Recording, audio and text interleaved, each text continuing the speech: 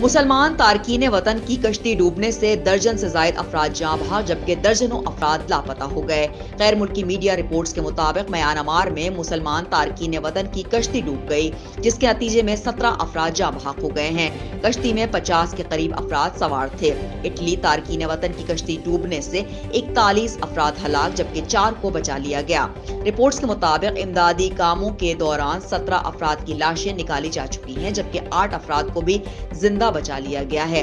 Myanmar की रियासत Rakhine से फरार होने वाले रोहिंग्या पनाह की गुज़ीनों को ले जाने वाली एक कश्ती समंदर में गिरने से कम 17 अफराद डूबकर जाँ बहक हो गए हैं। मुतासरा कश्ती के जरिए मुसलमान म्यांमार की मुतासरा रियासत रखाइन में मुस्लिम कुश फसादात के बायस मलेशिया और इंडोनेशिया में दाखिल होने की कोशिश कर रहे थे। फिलिपाइन मुसाफिर कश्ती डूब गई, 94 मुसाफिर लापता हो गए। एक रेस्क्यू एहलकार ने बताया कि इतवार की रात मलेशिया जाने वाले कश्ती में 50 से ज्यादा अफराद सवार थे जो कि समंदर में फंस गई थी। इस हवाले से अफराद की तलाश के लिए रेस्क्यू ऑपरेशन जारी है। स्टार न्यूज़ जियो पाकिस्तान के लिए।